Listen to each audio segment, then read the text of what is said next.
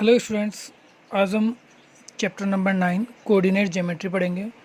RBSC के अंदर ये जो चैप्टर है ये 6 मार्क्स का आता है। ठीक है, स्टार्ट करते हैं। फर्स्ट ऑफ ऑल हम बेसिक देखते हैं। देखिएगा बेटा, ये कोऑर्डिनेट्स हैं, फर्स्ट सेकंड थर्ड फोर्थ। यहाँ पे पहले एक्स और फिर वाई काउंट करते हैं। ठीक, साथ ही साथ हम ये देखते हैं फर्स्ट कोऑर्डिनेट जो होता है वो दोनों प्लस प्लस का होता है, सेकेंड कोऑर्डिनेट एक्स माइनस का, वाई प्लस का, थर्ड क्वाड्रेंट दोनों माइनस के, और फोर्थ क्वाड्रेंट एक्स प्लस का और वाई माइनस का। इसके बाद इसके कुछ बेसिक फॉर्मूलेज हैं। इससे पहले हम ये देख लेते हैं, इसको एक्स एक्सिस भी बोलते हैं और अप्सिका भी बोलते हैं, इसको वाई एक्सिस भी बोलते हैं और ऑर्डिनेट्स भी बोलते हैं। ये द ओरिजिन है 0 0। इसके बाद स्टार्ट करते हैं, इसके जो बेसिक फॉर्मूले आपके आएंगे इसमें वो हम देखते हैं। पहला डिस्टेंस फार्मूला, ये ए और ये बी, 2 पॉइंट ले लिया मैंने। फॉर्मूला आता है ए और बी। जो लास्ट वाला जो बी यहाँ पे जो भी नंबर आता है ना उसके कोऑर्डिनेट्स पहले लिखते हैं और फिर उसको लेस कर देते हैं फर्स्ट वाले कोऑर्डिनेट से। तो x2 माइनस x1 का square plus y2 minus y1 का स्क्वायर। दूसरा है mid point formula. Mid point formula में एक्चुअल में क्या होता है मैं आपको बताऊँ तो ये यहाँ से लेके यहाँ तक, जैसे ए और बी है, इसके बीच में कोई पॉइंट है जिसको मैंने बोल दिया है मेरे पास ये जो कोऑर्डिनेट्स है वो है एक्स एंड वाई। ठीक है, तो इसका फॉर्मूला होगा पी के निकालने के लिए x is equal to x1 plus x2 upon 2 और y is equal to y1 plus y2 upon 2। Internal division किस तरीके से करते हैं, ए और बी दो दे रखे, ये वो ए जो है वो x1 y1, बी जो है x2 y2 और p जो है वो x एंड y। इसमें मुझे लिखा हुआ रहेगा कि रेशियो फाइंड आउट करना है और इंटरनली फाइंड आउट करना है, तो मुझे m1 और m2 आ जाएगा। फिर मैं बात करता हूँ फॉर्मूले की, तो x is equal to m1 plus m2 plus m2 into x1 upon m1 plus m2।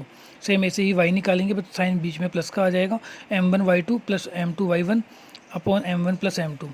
Same ऐसे हम आगे करते हैं। जब एक्सटर्नल मुझे पूछा जाता है तो एक्सटर्नल किस तरीके से निकालता हूँ external formula.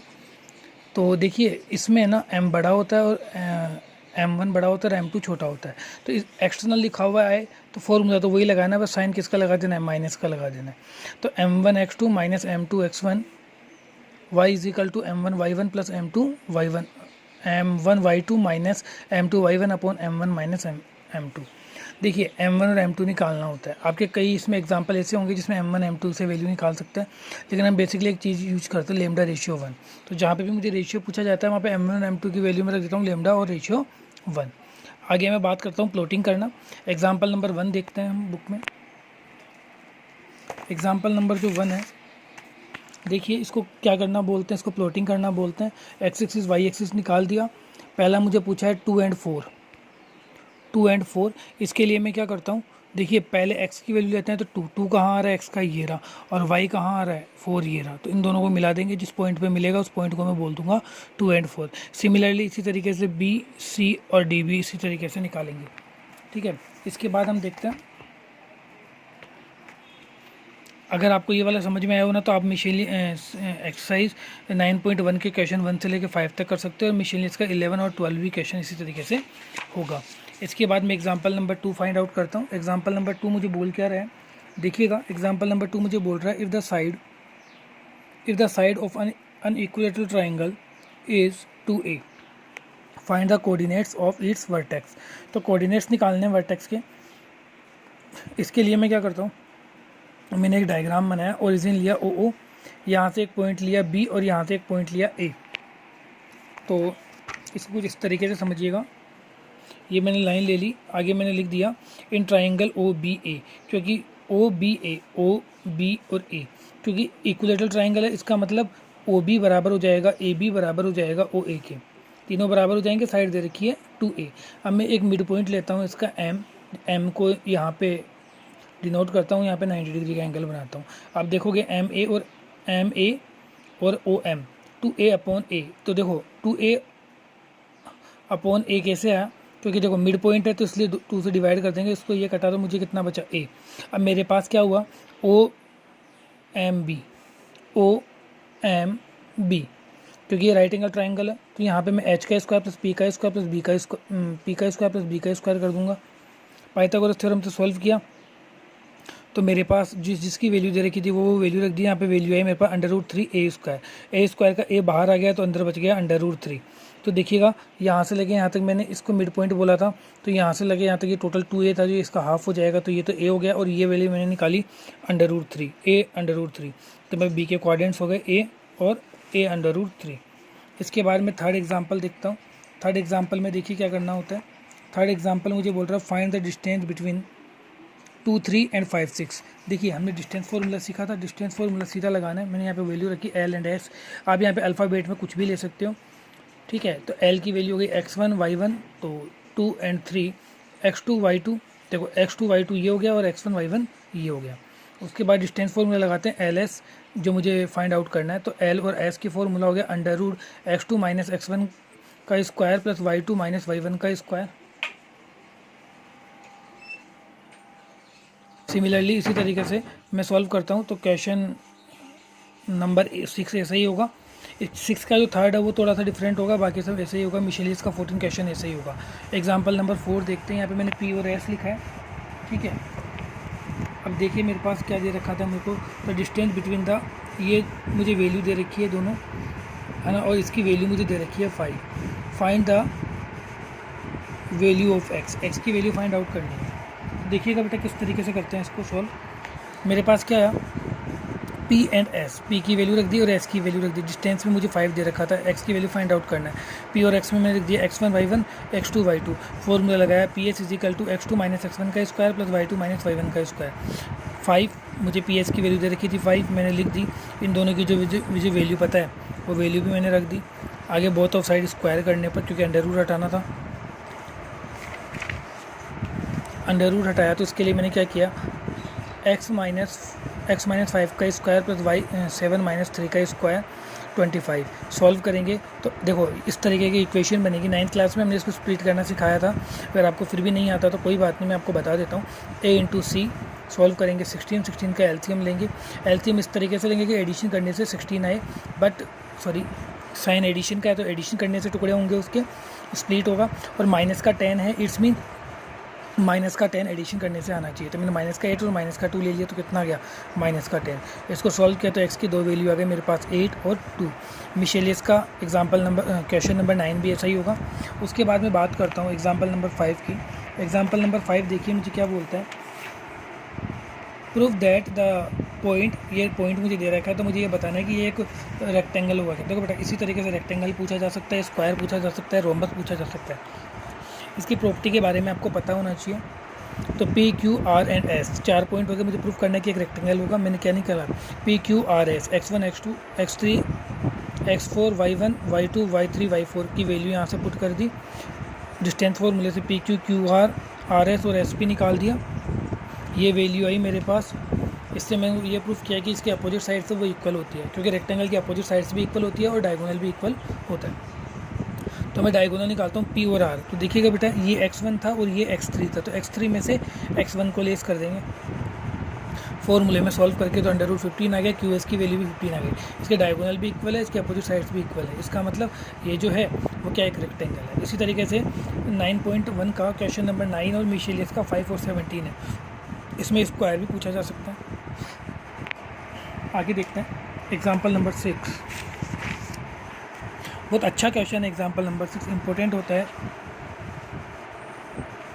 If the point x y, कोई पॉइंट दे रखा है मुझे एक्स वाई जो इक्वी डिस्टेंस के ऊपर एक पॉइंट ये और एक पॉइंट ये है, तो मुझे प्रूफ ये करना है कि B X and A Y equal होगा क्या। अबे प्रॉब्लम कहाँ आती है, बच्चे क्या करते हैं बेसिकली इसमें गलती ये करते हैं कि आपको अगर डिजिट दे रखी हो तो आप आसानी से कर सकते हो, लेकिन ए और बी दे रखा है तो आप कन्फ्यूजन हो जाते हो। कन्फ्यूजन वाली कोई बात नहीं है, स्टेप बाय स्टेप चलना है, कहीं कोई प्रॉब्लम नहीं आएगी। तो देखिएगा क्यू की वैल्यू ये पहला मेरे पास क्यू है, तो इसके लिए x1 हो गया, ये y1 हो गया। सेम ऐसे ही पी के लिए x2 y2 हो गया और आर के लिए x3 y3 हो गया। जो वैल्यू दे रखी थी वो वैल्यू पुट कर दी, क्योंकि इक्वी डिस्टेंस पे दे रखा है तो दोनों को इक्वल कर दिया, बोथ ऑफ साइड स्क्वायर कर दिया। ठीक है, अब फॉर्मूला लगा दिया x1 - x2। और देखो इसमें क्या फ़र्क पड़ता है मैं आपको बताऊं। अब आपने पहले p और q लिखा है ना, तो q के लिए आपने x1 y1 माना है, तो इसलिए आप इसको पहले ले लोगे। अगर आप यहाँ पे इसकी जगह p q की जगह q और p लिखते तो आप x2 लिख देते। इसलिए इतनी कोई कन्फ्यूजन वाली बात नहीं है, बहुत सिंपल कॉन्सेप्ट है। आपको यहाँ देखना है ये वाली पॉइंट कि ये जो सेकंड वाला पॉइंट है वो मैंने यहाँ पे क्या शो किया है। फिर इनकी जो वैल्यू है वो पुट कर दी। यहाँ पे फॉर्मूला लिख रखा है मैंने a² - 2ab + b का स्क्वायर। दोनों फॉर्मूले इस साइड भी करेंगे, इस साइड भी करेंगे, जो कट रहा है उसे काट देंगे। लास्ट में आप देख रहे हो bx और ay आपको आंसर हो जाएगा। इसके बाद जैसे कि मैंने आपको कहा था कि 6 का थर्ड आपको थोड़ी प्रॉब्लम क्रिएट करेगा, तो 6 का थर्ड एक बार हम रीड आउट कर लेते हैं क्या है। देखिएगा, at का स्क्वायर - 2at 82, 2at स्क्वायर।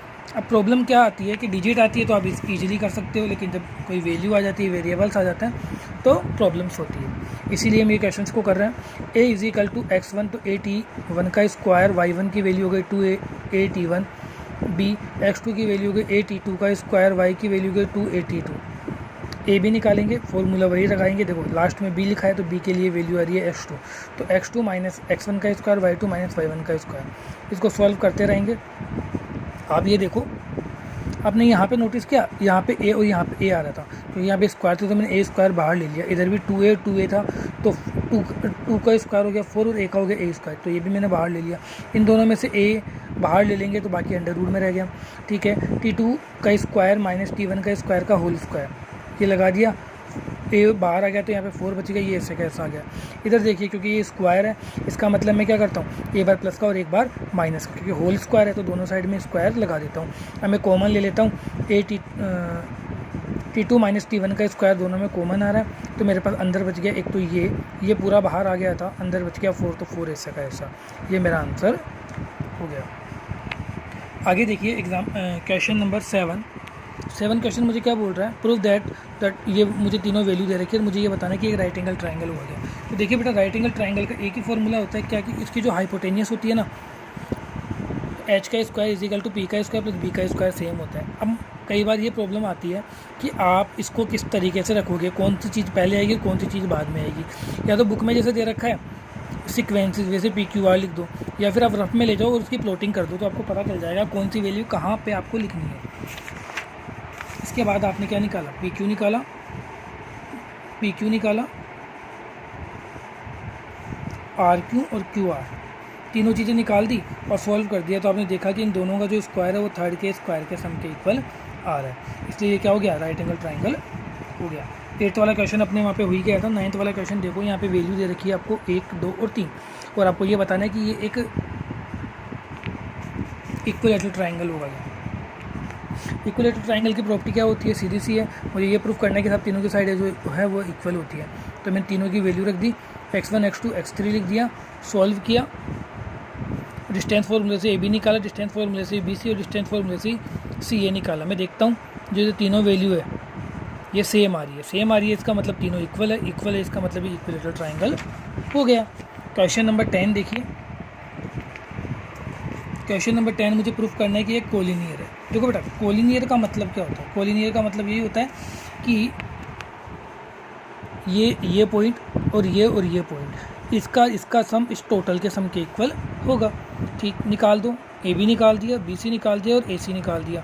तीनों का मैंने जब टोटल किया तो आप देखोगे AC का स्क्वायर, देखो बेटा 125 है, 125 को मैं लिख सकता हूँ 5√2, 20 को लिख सकता हूँ 2√5 और 45 को लिख सकता हूँ 3√5।